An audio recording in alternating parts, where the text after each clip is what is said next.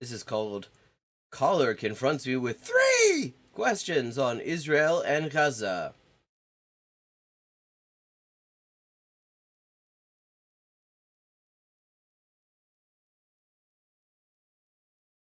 And then I guess kind of relating to that, would you support like a permanent ceasefire in Gaza right now? Uh, First of all, what is it with this motherfucker and his shirts? His shirts offend me somehow. Like, almost as much as this haircut. Okay. So, he's been asked if he supports the absolute bare minimum. I have not seen Beinart's latest in the New York Times. What did he say? The absolute bare minimum of just not doing more genocide.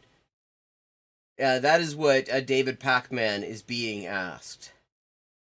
I would absolutely support a permanent ceasefire if both sides were willing to do it. As I've said, What the fuck does that mean? If both sides were willing to do it. He's not asking, are both sides willing? It's what you're willing to do. Do you think it's a good idea to do it? I mean, and the only, answer that actually puts you in the same species as, humanity is yes, obviously. Well, I mean, what the fuck does that mean if both sides were willing to do it? Because Israel isn't willing to do it. The U.S. isn't willing to do it. Only the Palestinians are willing to do it. So what he's saying then amounts to no, I guess. He's not for it because the U.S. and Israel are against it. Slimeball. said before, and as Bernie has said, and Hamas has said they will continue trying to do the attacks like on October 7th. So, well, first of all,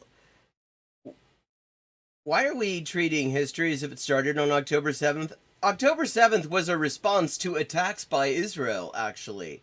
And, in fact, we talk about ceasefires, even by Israel's foreign ministry's own admission. Hamas actually has a very good record on adhering to ceasefires, even after Israel violates them, which Israel does literally every time. We have to remember the definition of a ceasefire is the cessation of hostilities, acts of war. A siege is an act of war. An actual ceasefire, to comply with it, would mean ending the siege, which is illegal in the first place.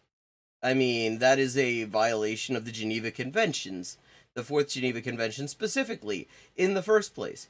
Israel has never complied with a single ceasefire, so making this about whether Hamas will do it or not is just such bullshit. practically, I don't know how you do such a ceasefire, but I would completely support an end to hostilities if both sides were willing and stuck to it. Yes.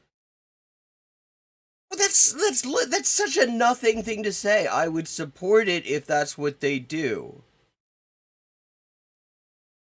Like, why is that? Why do you have to condition it like that?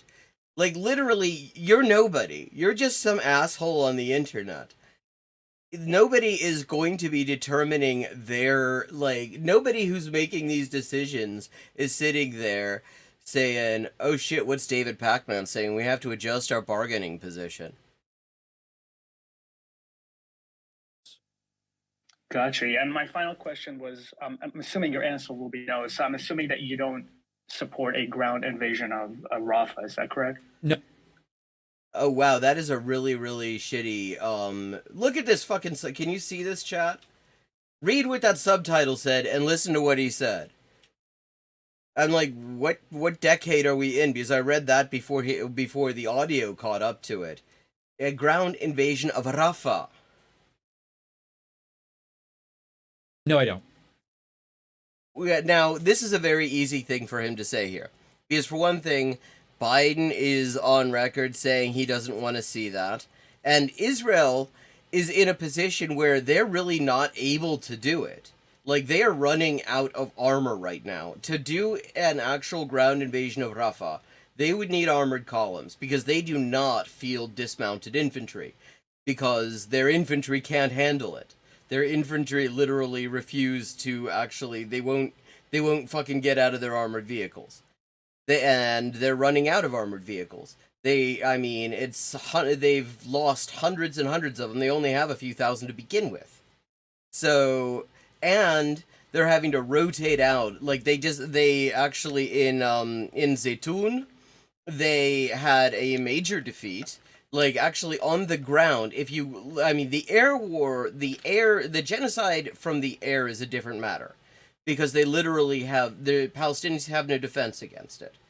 But on the ground, they have been getting wrecked. So they're actually not really in a position to even mass forces for a fucking ground invasion of Rafah in the first place. So this is a very easy thing for him to say, yeah, I'm not for it. Like, he's literally just taken the official U.S. stance here. Okay, gotcha. Thank you so much for answering my questions and taking. Like, I mean, look, why does anyone want to have his opinion on anything? I do not understand it.